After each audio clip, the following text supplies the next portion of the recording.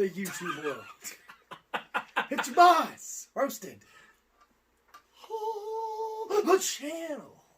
All right. And here we are for another episode of the greatest. I don't know what rhymes with that. You messed that up. I wasn't looking at you like, oh man, keep going, and then you ruined it. I was going to have a big vocabulary, thought I was going to be smart for a second, and then remembered I'm stupid. Yeah, but you do not have a big vocabulary. That did not work. Well, anyway, this is Wrestling Talk, Roasted's Wrestling Talk, and we're going to talk. Explorer. What does that even mean? That's your vocabulary. Vocabulary. Sesame But I can Street? speak Spanish. Yeah, I got some vocabulary. A is for asshole. Wow. This guy. This guy here. That's pretty good. Probably going to get demonetized for that, even though we're not even monetized. That sucks. Anyway, Roasted Wrestling Talk. If you don't know what this is, we pick the news we want to bring to you, which we think is most important. Today is very WWE heavy, so let's get into it. It also might be a little long, because there's quite a bit we are covering. The first thing we are going to talk about, Adrian's new favorite wrestler. A guy who is so hot on the scene, he may even deflate your balls. Rob Gronkowski of the WWE. That was good. What a segue into that. That was good. Rob Gronkowski into the WWE, signs his contract apparently sometime today. Today is Wednesday the 11th.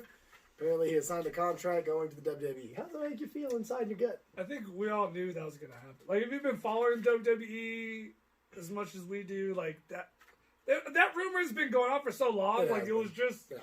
But I felt like maybe they held off on it, because remember, there was also the rumor that Rob was thinking about coming back to the Patriots. So I guess he's done with football then, huh? Yeah, he's done. If he would have came back, it would have been this year. It's over. But Rob Gronkowski, I'm okay with this signing. How are you okay? So, first off, how are you okay with this signing? Okay. Second off, how are you okay with this signing? What's wrong with it? Third off, how the hell are you okay with this signing? What's wrong with it? So all the spots this football player is going to take up from wrestlers we want to see. All these WrestleMania spots. He's probably going to get the title and then disappear with it for 6 months. He ain't going to get the title. But, one, NFL athletes do well in WWE. They do okay. Really? Keith Lee was in the NFL. Yeah, he's a beast monster. Rob Gronkowski cannot be the athlete he is. There's no damn. You like Baron Corbin? I like Baron Corbin. There's plenty of football players that came to WWE. And wasn't Goldberg playing for the Falcons? Rob Gronkowski has big personality. He does. I'm not saying, I'm happy he's coming so he can have a big main event push.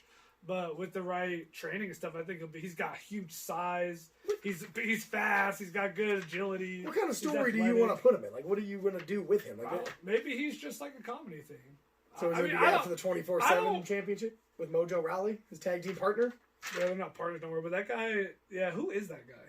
Apparently was he in the NFL too? Yeah, he had a blue face once, and then he had a mirror once, and then he had a gimmick where he was a bro once, and then he had a gimmick where he didn't get hyped, he stayed hyped.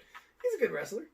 I haven't really watched him wrestle, but Mojo's not very good. He has the title. He's been in his works. He's defending the title one-on-one matches. Yeah, it's weird. I don't like it. Anyways, I'm okay with this. It's not that big. He's not freaking 48, 49 years old. Yeah. It's a new face. It's not that big a deal. It'll be fine. I just feel like you can't complain about younger superstars losing shine or losing spots when this guy's going to come in and take somebody. This guy's going to come in and take somebody's spot. He's not even ready. We haven't seen him wrestle. He did one thing with Jinder 12 years ago. That's the point. So what you're thinking is they're going to sign him right away. He's going to be pushed to the moon? Who knows at this point with WWE booking and WWE writing? Who knows? They literally had Goldberg beat The Fiend and then Roman Reigns come out and ask for a title shot and get it. There's no story. There's actually probably more of a story of Rob Gronkowski signing to the WWE than there is with Goldberg and Roman. And something tells me it's going to happen with Rob Gronkowski when he gets this much training and they see that he's going to sell this much merchandise. Hot damn, put the Universal title on him over Ricochet. Well, number one, that's what the business is now, whether we like it or not. And two, we're really comparing Rob Gronkowski to 58-year-old Goldberg and 49-year-old John. I don't know how old John Cena is. Yes, we are. But guys that are already been in the business for freaking decades. Now, not John Cena, but Goldberg can't wrestle, and they threw a title on him. Yeah, so let's throw titles on people who can't wrestle. Rob Gronkowski, Bet my He words hasn't right even here. had a chance yet. My He words ain't right given him a here. chance. Wrestling talk. As soon as Rob gets in the ring, the first year he's got a title on him. Nah. This wrestling talk right here. Well, the 24/7 title doesn't count. Oh, it does count. It's still a title. That's not a title. Anything That's else a before we joke. move on? Yeah, you're just being a big baby here. No, I'm These being a big are two baby. completely different things. This is whack. What if he starts off in NXT? He'd be perfectly fine. Still whack. He's gonna take shine from Adam Cole. He's gonna have the NXT title. He's gonna be Adam Cole. Adam Cole's gonna have the title for 2 You're years just straight. assuming He's that gonna he's be going Adam to Cole. take some main event star's spot. I have a That's feeling. definitely not going to happen. I have a feeling. If they book him like they did to Keith Lee and build him up, okay, maybe I won't be as upset. Okay, then. If he starts at the bottom and works his way up, I get it. But if he comes in as a main eventer, even a mid-card level guy, and he's not performing and they still keep pushing him, I'm gonna be pissed. It's Yeah, that simple. all I'm saying is you got to give it a chance. That's simple. I'm not saying he can't get a good promo, because if you watch his interviews are entertaining. He's got a couple shows on Nickelodeon, and he did another. He was another show. I can't remember what show he was on. They're entertaining. He's not horrible, so there is hope. But at the same time, I just don't want to see him shoved in the mid card. He can't be any worse than Tyson Fury. Yeah, it was horrible. So That was another one. Horrible. All right. Well, speaking of Tyson Fury, not really, but I didn't like that segue. this evil virus that's going around. Yeah, a virus that rhymes with beer. What? I don't know. Has something to do with beer. Corona? Yeah, the Corona. It doesn't virus. rhyme with beer. Well, it is a beer. Corona's a beer. Yeah, but it doesn't rhyme with beer. You know what Anyways, rhymes with beer? look, Shut this the- is what's going on. Eventually, Shortly after this was filmed, shows are gonna be every WWE That's main the event problem. has been And if WrestleMania shut down looks like there's with a no chance. audience. They're saying there could be a huge chance that WrestleMania 36 in Tampa Bay gets canceled due to the fact that the coronavirus is floating around and they don't want everybody and their mama to get sick. I think this is ridiculous. A huge blown out of proportion type of thing, but what's new? We're Americans, which is what we do. We see a nice virus and we blow it out of proportion, or we see something that we want to blow out of proportion and we go crazy with it. So I kind of think this is what it is going to be. I hope by April this is over and done with. My thing is, no matter what. So, like, I get what you're saying, and maybe people are blowing it out of proportion, but if there's a virus going around and it's that easy to get, right? So, like, my thing is, there's already been big setting events being canceled. Yeah, which is ridiculous. Right. Okay. So my thing is, if big events like these are getting canceled, why wouldn't WrestleMania get canceled? Why wouldn't an NBA game get canceled? Why would? Well, it doesn't matter what event it is, a concert, so on and so forth. Because here's the thing with all that. So an NBA game getting rescheduled, I feel like that's not a big deal. You can pick up the game. Yeah, but how long are you going to keep canceling games and rescheduling them for? You just make the season longer. They play indoors. So that's fine. You can cancel those. You can reschedule the games. A concert, you can be canceled, rescheduled. With WrestleMania being canceled, WWE is so storyline driven that when you cancel a show like that, what do you do with the story then? How do you progress the story without your biggest show? How do you make Drew? What do you do with Drew McIntyre and Brock Lesnar? What do you do? Do you keep Goldberg with the title? What do you do with Roman? What do you do with Cena in the Fiend? Like, there's no way to progress the story if we don't have something WrestleMania related, even if it has to be in an empty arena, which that would suck, and I doubt it would ever happen because there's no money behind it. But how do you progress the story without your biggest show? That's the only thing. How much bad press are you willing to, or not even bad press, but let's just say they do have an event, something fucking crazy happens.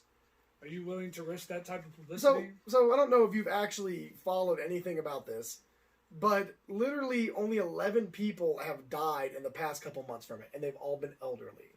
Okay. Also, the flu has killed millions and millions of people. It is super contagious. You can get the flu like that. Same with the common cold, but nobody shut anything down for the flu. We had the bird flu, we've had SARS, we've had swine flu, we've had the Zika virus. Nothing got shut down for those. But this coronavirus, only 11 people have caught it, shuts down the world. Not just 11 people caught it. It doesn't. They died. But it's still 11 people who have been old. Where the flu has killed how many? Millions and millions, and we didn't shut anything down. So to me, I don't know. It seems ridiculous. It seems kind of weird. And I really hope WWE doesn't shut down WrestleMania, for the simple fact WWE always seems like those people who stand above fear and panic, who stand above crazy mass people going nuts. For the simple fact that as soon as 9/11 hit, and we watched the Twin Towers fall, SmackDown still stayed on the air SmackDown was the first show with a huge a population of people gathering since the Twin Towers to go live. It was the first one. So they stood there and they said, we don't fear this. So at the same point, WWE needs to stand up and go, look, we don't fear this. Maybe we can do a security check where people can do something to see if you're sick, you can't come in. I'm sorry. Like, don't be an asshole. If you're sick, don't go. It's that simple. But maybe they can do something like that. But don't show fear to something that's weakening our nation. That's just how I see it. But that's me. The coronavirus and the Twin Towers being knocked down are two completely different things. I'm just saying, don't show fear in the face of fear. Does that make sense? Yeah, but this is like... Because I agree with what you're saying. Don't get me wrong. I get what you're saying. My thing is, this thing is already hit like the mainstream media. Everyone's talking about it. Popping. You can't even shake someone's hand. So it's already like people are already like in the mode of, oh, Jesus. Wow. I'm done with this. Should cancel the show. I'm leaving. But people are already freaking out about it. You don't want... I don't know, man. And now, like, news outlets are like, oh, if you really like the NBA, right? They were talking about, like, oh, now we're not going to have the media in the locker rooms. Now we're going to have just, like, little steps, right? Yeah. And some girl, some news thing or some column in the newspaper was like, oh, if you really cared about the fans, you just wouldn't have the games. But you don't want to cancel the games because then you're going to lose out on money, which you just care about business. Well, being a part of the business that's what you care about. You care about money. That's common sense. Yeah. So let's just wait and see what happens. I hope it's done within a month or so. It's gonna be tough because, like, let's say they don't cancel. That doesn't mean. What if you have the fans are like, you know what? I'm not gonna risk going to such a huge event with all those people, and then they don't make the sales. Yeah. Then you're still gonna have the show. They still have the same. That's what I'm saying. So I get it. What you're saying is right, but in the eye of the people, yeah. If everyone's already freaking out about it, there's only so much you can do to either way. No matter what you do, you're not going to please everybody. There's no way because you close it, there's going to be people pissed off. You leave it open, there's going to be people pissed off. Unfortunately, that's the nation we live in right now. We live in a nation full of sissy pants people who can't think 50-50 either way. So I mean, I get it. But so here's what I think. Here's what I think they should do. They should take rolls of toilet paper and they should make a little tower out of it, and you have to walk through the toilet paper because. If you haven't heard, toilet paper is 100% cure for the coronavirus. That's the reason why everybody bought it. Why everyone's buying toilet paper is beyond me, but hey, man. Maybe they should have took all that toilet paper and wiped their ass with it to get the nasty taste of the elimination chamber out of their mouth. Oh, good segue. You like that segue better? That was good. That made sense. Yeah. Before we go, are you done with that last one before we got away? Oh, yeah, no, that brother, it's only so much you could do. That's true. All right. Elimination Chamber was this last weekend on Sunday. Big baffling baffle. Shayna Baszler won. I feel like we all knew that was going to happen. Pointless. Big baffling baffle. Really happy they didn't do it. But John Morrison and The Miz retained the title. Glad they didn't take it off of them. Felt like we did it. But every other match apparently was a pretty good match. The only problem was the audience was not into it. They were into the chamber with a tag team match, which that may have been too early because they had a bunch of big spots, jumping off the cage. Kalisto or one of the Lucha House Party climbed all the way up. He did a sunset or a shooting star press off of the top while holding onto the cage of the chamber, which, what the hell? People got super into that match, and then after that it was just dead. It was literally silent, and a lot of people said the chamber was very bad. I mean, do you think we needed this kind of booking where we already knew Shayna Baszler was going to win, and we kind of already knew they weren't going to take the titles off of Ms. Morrison? So, so this is my thing. I was the tag team thing perfectly fine with. I just want to be entertained. Yeah. Heard the match was great. The thing that I don't get is that, like, so I watch, like, What Culture, Wrestling with Regret, a lot of these guys that are, like, real big on YouTube when it comes to wrestling. All of them said all the matches were good. Yeah, they were very good, yeah. It was just the crowd where I don't know where they were. Yeah, they were dead. It was dead. Yeah, they just, for some odd reason, they just weren't feeling any, which I don't understand because everyone says all the matches were good. The only thing I thought was, the couple things, this is what I think doesn't make sense to me when it comes to the fans. The women's elimination chamber, did we need it? No, because they've already been setting up Becky versus Bayley. But we're going to get it, right? Yeah. We're going to get it. So whatever. What were you expecting? They haven't billed any of the other female wrestlers. Other than Asuka. She's the only one, but she's already lost to Becky like 2 or 3 times. Yeah, okay. So what? And she was the only one that posed a threat to Shayna Baszler. Yeah, that's so. True. Everything that happened before Shayna and Asuka, everyone didn't like, but when Asuka and Baszler were going at it back and forth, everyone said it was really good. Yeah, it was good. So my only thing is the problem was Shayna Baszler was getting everyone out too fast. Yeah. Was waiting by the pod, and time is just because she's just standing there. Everyone's waiting. It's okay.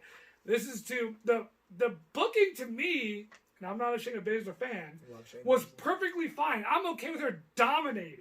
Because that's what she should have done. She should have. But the only issue I had was dominate everyone and get everyone out of there right before someone's coming out of the pod. Instead of doing it real quick and then her standing there waiting forever. That's what you should have done. So that way there's continuous action going on. The other thing that I thought was weird, no interaction with the Riot Squad at all.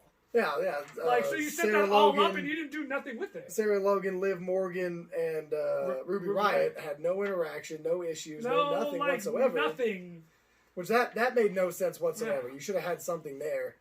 But at the same time, I agree with you. Shayna Baszler had to dominate like she did because you're trying to build her as the next Brock Lesnar, the female Brock Lesnar, which she's good. She's good at doing. She's good at choking these people out. She was destroying. That's all she's good at doing. She was good. She destroyed Natalia's arm in the chamber. She's like taking the door and just slamming it. Then she slammed Liv Morgan on she had her up. Yeah. And she spun her up again. That thing looked crazy. Painful, man.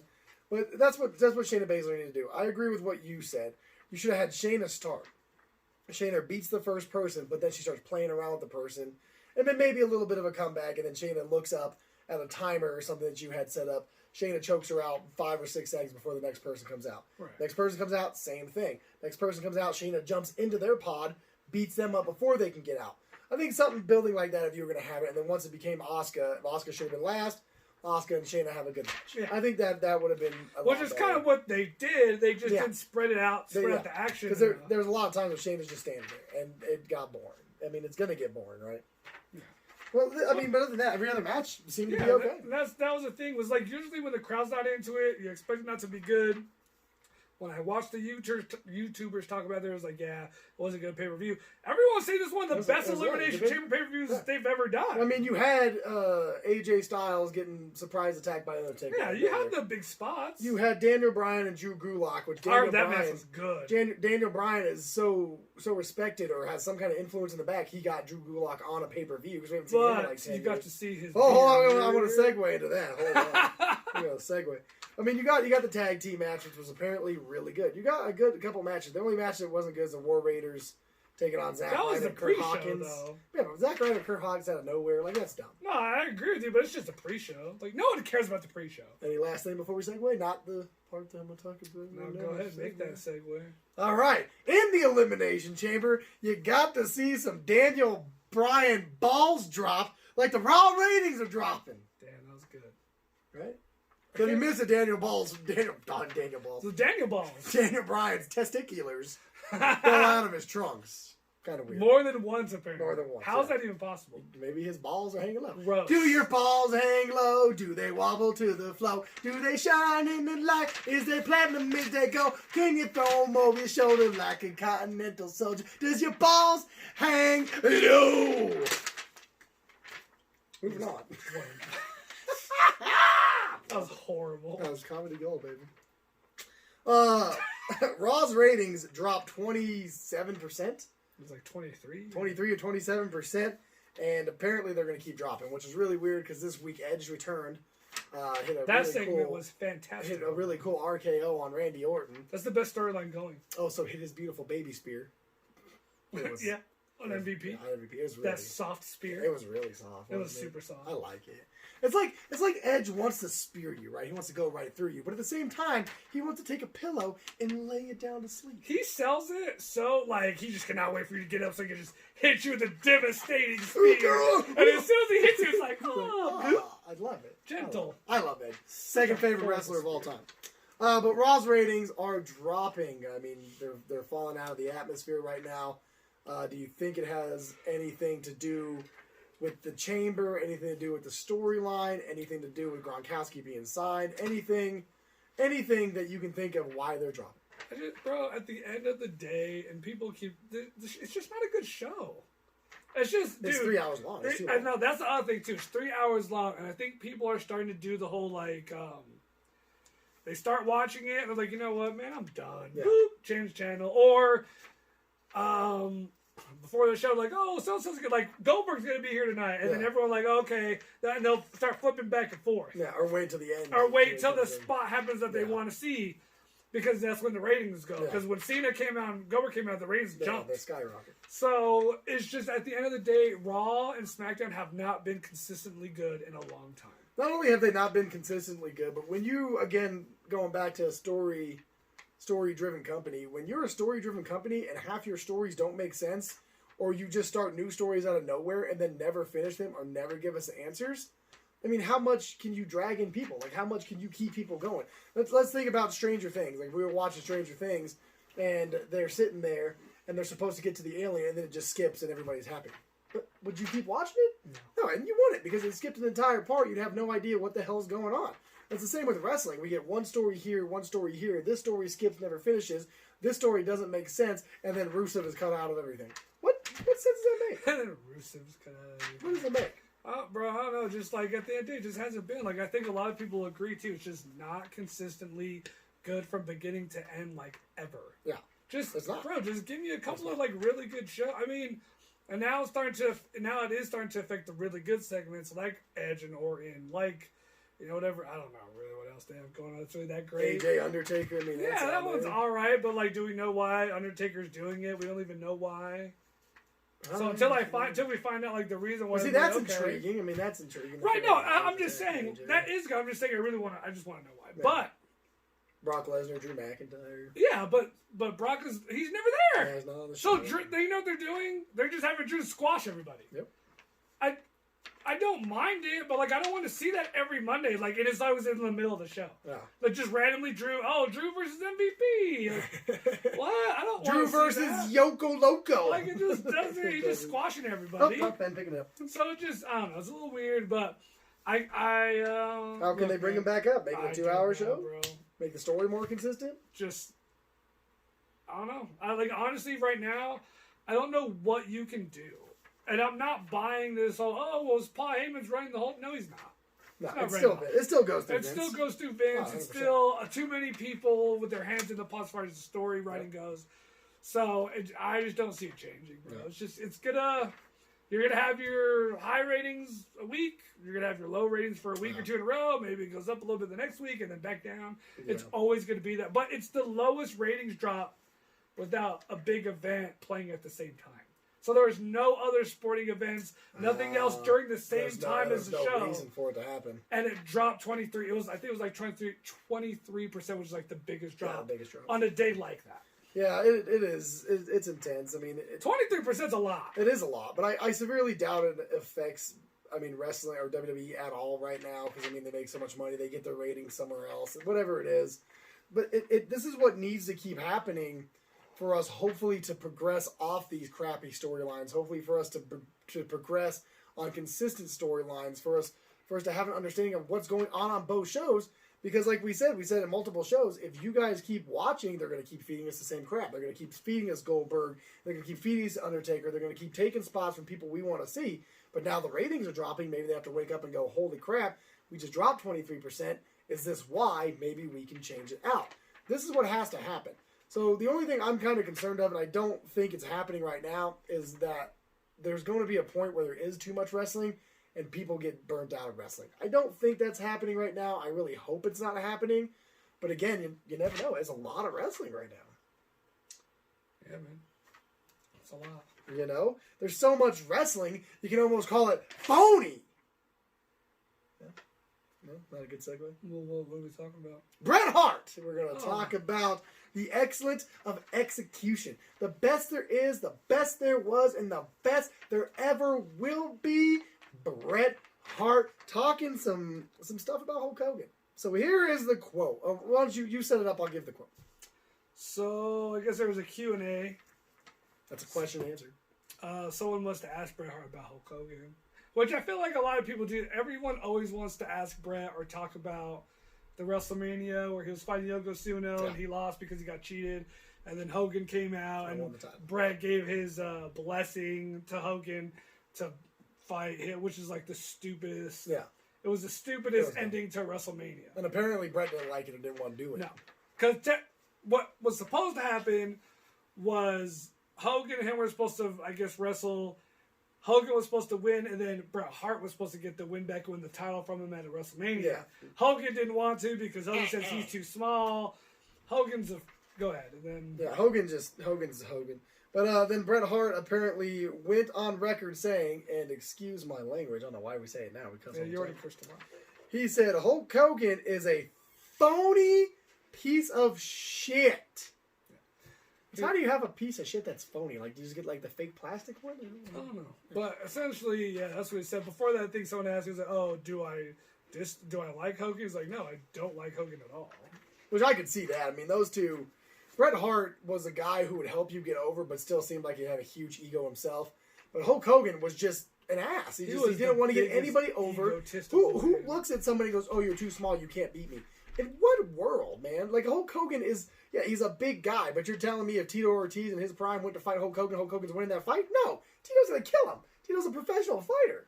Like, come on now, bro. There's a time where smaller people can beat you up. Like, give me a break. Yeah, Hogan has a history of just screwing everybody over for his own benefit. Oh, yeah, of course. I just thought it was funny, because how many stories do we hear about Hogan? Like, no one was really a big fan of Hogan. No, you rarely ever meet, I mean, maybe the one or two fans who are pastime fans or come and go fans, as you say, that were like, oh yeah, Hulk Hogan was the greatest.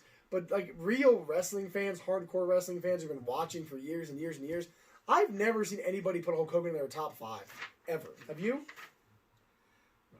I mean, I'd put him in my top 5 worst wrestlers of all time. But I mean, yeah, he's a bad. I mean, back in the, I mean, dude, it was a different time period. But my thing was wrestlers aren't the biggest fan of Hogan. Oh, yeah, that's true too. I'm not even talking about the racist stuff that he spewed. Yeah, not that long ago. That was horrible. I don't know. He's so stupid. So and I don't think he's racist. No. But when you had to deal with his daughter too. Yeah, it was just like, whoa. But oh man, it's like, so, you know, like usually people for the most part, like when you go through things in the past, you're still associated with the company. Yeah. Eventually you try, like, you know what? That was a super, super long time ago. We're good. Don't worry about it. But no, people are still like, no, F Hogan. Yeah. And that's like the funniest, like, that's how much of a douche he was. Yeah, and it's hard to say people like him now, because maybe they do like him now. But yeah, you like him now because you're not working with him. You're not the one suffering under his boot because he doesn't want you to win the strap, or he doesn't want to put you over at WrestleMania, or he doesn't even want you to pin him to the mat. So you have to have some kind of wonky finish. You're not the one dealing with it. So there might be a couple who are like, oh yeah, I like Hogan, he's a good guy. But that's just because now you're not working under his boot, man.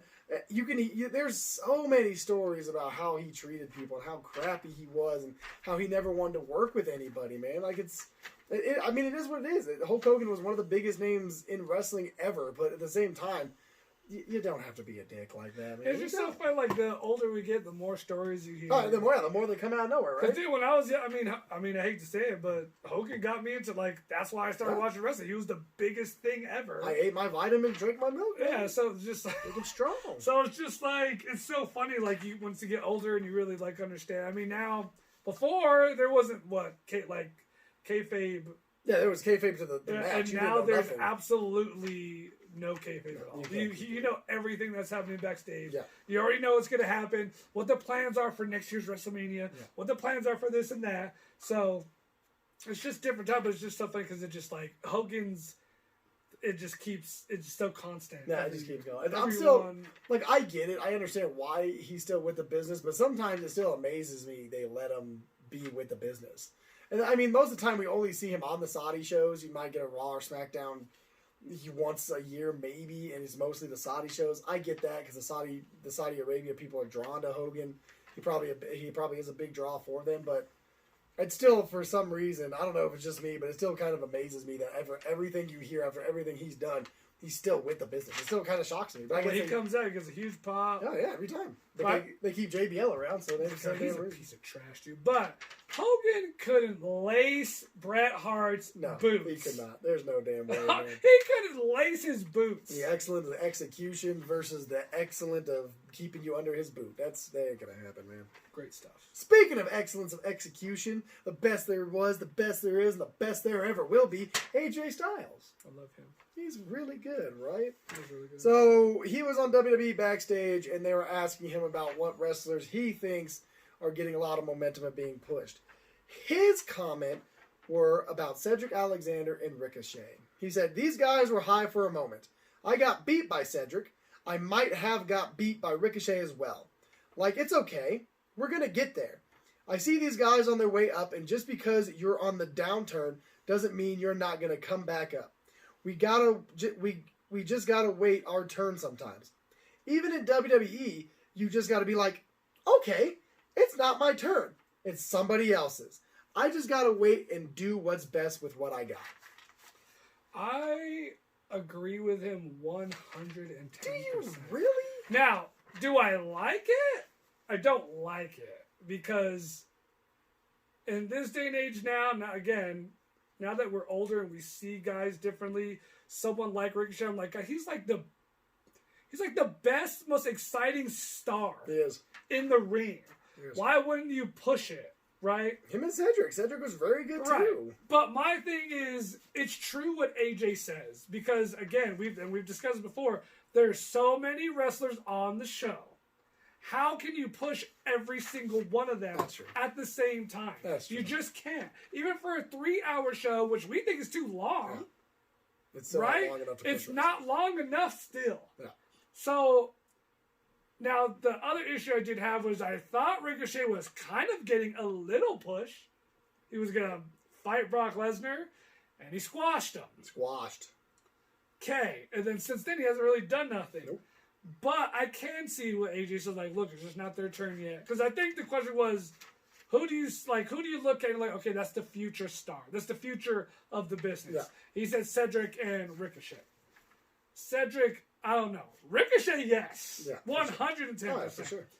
But like I said, right now, look, you got Goldberg and Roman, you got Bray Wyatt, John Cena, you got Brock and Drew McIntyre, you got Shayna Baszler and Becky, you got Charlotte and Rhea Ripley, right? So you have so many big main event storylines dominating the shows right now. Yeah. That's not including the IC title. It's not including the US title, right? It's not including the tag team titles. Very, very true. I agree. So there's so much more. So it's just the only thing that worries me is that, like, if we don't get it, and Ricochet just so happens to be one of those guys that's sitting at home not doing nothing for so long. Yeah. Well, then now it's like, okay, well, now you guys are messing up. So, but at what point can you not look at another format? At what point can you not take a step back and go, hey, we have these bigger stars. Maybe we can take a break for them and try to push bigger stars. Since we have these solidified stars, why can't we use them to kind of try to get some younger stars over that we think could be something? That's what I never get. Like, AEW does it great. Kenny Omega, a huge example. The Young Bucks, huge example. They've been losing matches. They're fine. It's not crushing them. It's not killing their merch sales. It's not stopping the YouTube channel from being in the millions. It's doing nothing to them. Yeah, but they're already established. That's what I'm saying. Have some of your bigger stars lose to a Ricochet or Cedric Alexander. Have AJ Styles put somebody over. It's not going to hurt AJ Styles. No. They're the greatest wrestlers ever. Have Triple H put somebody over. Have Aleister Black. Exactly. Did it hurt him? No, but that's the thing. He's supposed to go in a segment with the Undertaker at WrestleMania. Yeah, exactly. So you're already going, so this is what I'm saying. Why can't we just take the younger wrestlers and give them the push? Give it a shot. You did it with Jinder Mahal. Okay, we get that is a very bad idea to push Jinder Mahal, give him the title. But you tried something. People liked it for a little bit because it was something different. Why not do it again? Put a big star in there to let Ricochet go over. Ricochet should have beat Brock Lesnar. I don't care how. I don't care how. I don't care where. I don't care when. At the Saudi Arabia show, he should have beat Brock Lesnar and then turned the strap over a couple weeks later before WrestleMania, so we still get Drew versus Brock. He should have beat him just to give him that solidification that, hey, I can do this. I can be here. And then 2 weeks from there, or 2 weeks before WrestleMania, he loses to Brock. Why? Why can't you do something like that? I don't think he should have beat him. I just think it should have been more of a competitive match, like when Finn fought Brock, when AJ fought Brock, or Daniel Bryan, because he does really well with the younger, quicker, just the more athletic, smaller wrestlers. My thing is, because you can still get someone over in defeat, you can still make Ricochet look good and lose. That's true. But my thing is, WWE won't get away like you used to say before, or in the last video. I think it was the last video. They're playing everything safe. Yeah, they're safe. They're very safe. And I feel like they're just gonna keep doing it until the wheels fall off of some of these guys like Undertaker, Cena, Goldberg, Triple H. They can't wrestle anymore. But see, I also think that they have the formula is right in front of their face. NXT is right there. AEW they is do right a great job of showcasing all the guys, giving everyone extra time. Brock Lesnar's not on the show every week. So does that mean Drew McIntyre has to squash someone every week? Exactly. Maybe you just don't have a squash match with Drew. Maybe you have a quick little promo, I guess, because you're still trying to continue the story onto WrestleMania. But you gotta have Ricochet versus someone. You can add Cedric versus someone. Yeah, you can give them a chance. But people were never going to be satisfied because I don't want to see Ricochet I don't want to see Ricochet fight Mojo Rawley in the spot of Drew squashing someone. But then something's got to mean something eventually. Then if we go back to that, then maybe AEW did have the good idea of having the rankings, because if you're winning and you're losing, it means something in AEW. Where in WWE, you lose all the time, and you can care less. You win all the time, 50-50 you could care less. Yeah. So maybe they could do something like that to where Ricochet could win a couple matches and then just be mentioned, oh, hey, he's moving up the rankings. He's number 4, he's number 3, he's number 2. He's going to be right behind Drew for this number 1 contendership. Have him fight Drew, lose to Drew, and then Drew still gets to look strong. And I mean, like you said, NXT does it great. Damian Priest is a great talent. Damian Priest is a great promo, great in the ring, and he hasn't been on NXT the last couple of weeks. A couple other guys, Fuzzy Wuzzy, he's not on NXT every week. I mean, that's what they do. They take their guys, they build a story with them, they lose in the story, and then they're gone for a little bit, and then they come back, and then they start winning, or something like that happens. I don't understand why WWE has to push the same stale shit at us. This is why the ratings are dropping. You keep pushing the same stale shit, it's going to go away. People are going to tune to AEW. Well, this is also why the other thing is the IC title and the US title. Oh God, they don't even matter. They don't matter. Which again, back in the day, used to be like this was the next guy up. Yeah. Right. I can use Elimination Chamber as an example. Liv Morgan, Sarah Logan, Natalya, Ruby Riott, and Asuka. Which we'll take Asuka out. The other 4 women, have they done anything to deserve a title shot? They would have won the Elimination Chamber. Nope. They've done nothing. No. Liv Morgan's lost. They brought her back. She's lost a couple matches. Lost, yep. Ruby Riott just came back. She hasn't really done nothing. Sarah Logan loses every night. Yeah. I've never seen her win a match. Nope. Okay. Natalya, she's already lost a bunch of matches. She's already lost her chance at the title. So you're putting a bunch of people, which I get why they did it, was so...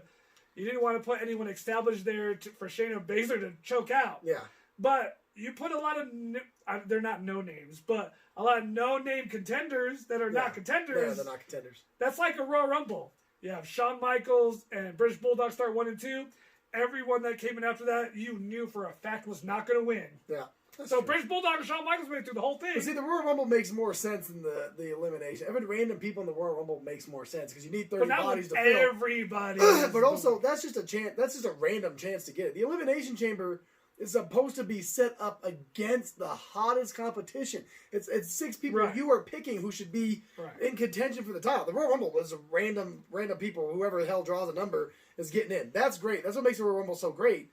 But the Elimination Chamber, it should have been top contenders. Yes, you don't want Shayna Baszler. I get it. You don't want them checking out or choking everybody out. But at the same time, at what point do you, like you said, what point do you put these people in that don't deserve title? Like, you know what's going to happen. But at the end, like the Royal Rumble this year, it was Roman, Edge, Randy Orton, Drew McIntyre. Like, this was the final 4 or 5. Yeah. And they're all... Anyone could have won. Yeah, exactly. You can so that's what I'm saying. Elimination Chamber, like, first off, we already knew. You can't set up a segment with 2 wrestlers, then make one of them go in Elimination Chamber to win to have the chance. You've already set it up. Yeah. So there was no reason for it. Same thing what we thought they were going to do with Roman. We already knew Roman would win. Why would you book it? Yeah, why'd you book it? So, I don't know, man. They don't... WWE doesn't do a good job of establishing new stars. They haven't been very good at it for a while. What they've been doing is NXT establishes the star. And then they pull them. And then they bring them up, and then they weren't doing nothing with them. Nope, they kill them. They crush them off, and they kill them. Like you said, it doesn't make sense that you want to bring up young stars from NXT. This is why when everybody, before NXT was what it is now, everybody's like, oh, man, I hope this guy goes to the main roster. I hope this girl goes to the main roster.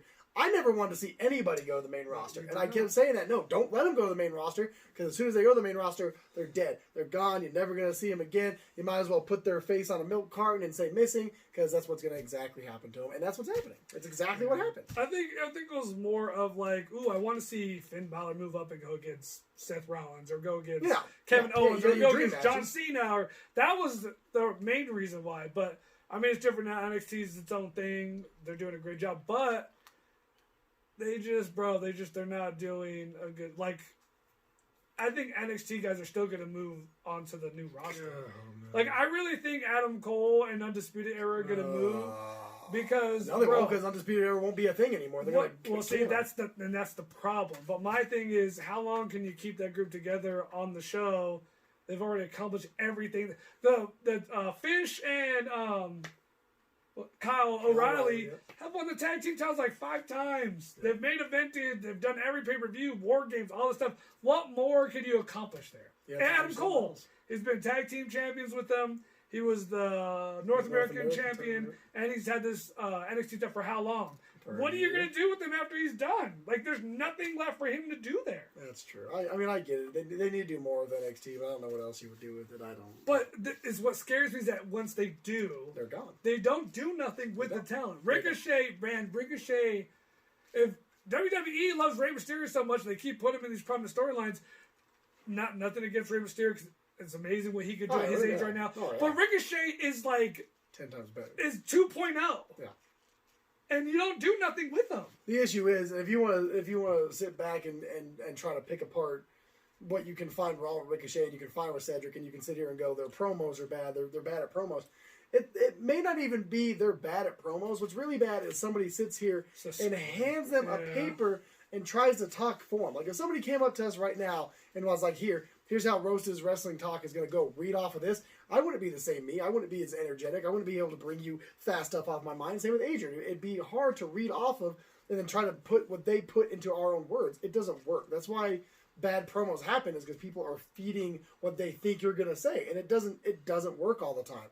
That's the problem, is just let them go and see what happens. Like AEW is doing right now.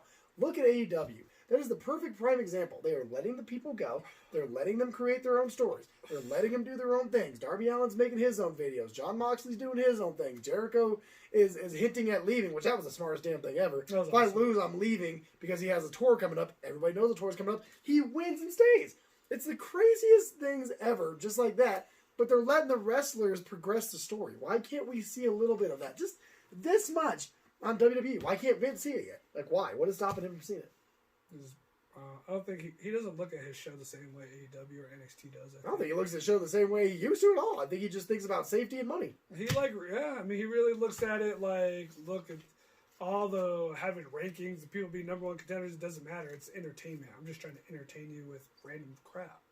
That's weird.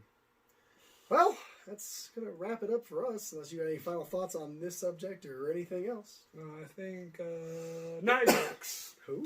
Nia Jax. Nia Jax. I think she's pretty. No, she is very pretty. Look at her. Yeah, she is pretty. Jordan Grace again. Oh, God. Love Jordan. Is she going to be in her wrestling gear? No. Oh, okay. Probably That's not. weird. Could be in my fantasies. She could be wearing like lingerie. Horrible. And of course, this has been Roasted Wrestling Talk, where you get the news you needed because you wanted it. What do you think? Good? That's pretty good. We were on for a while. I told you this video wasn't going to be a long video. It happens. But of course, always share, subscribe, hit that little bell up there for the notifications, because we want you to know when we... There's a bell coming out right now. Holy crap. Thanks for hitting that. I appreciate you hitting that bell. I hope everybody can hear that, because if not, it's going to be really weird. Follow us on Instagram, Twitter, and the Facebook. Roasted9809 for Instagram and Facebook. Twitter, 2 times. The Game 9809. There you go. And of course, if you follow all the comedy gold that we are bringing to you on Glorious TikTok at Roasted 909. I was driving a car a minute ago on that damn stupid TikTok, but it happens. Check it out. That's pretty good. Yeah. Maybe, you know what I know what a lot of people on TikTok should be doing? What's that? Hugging trees, baby! Peace. Cut it. I don't think it goes off. No, I don't think it recorded.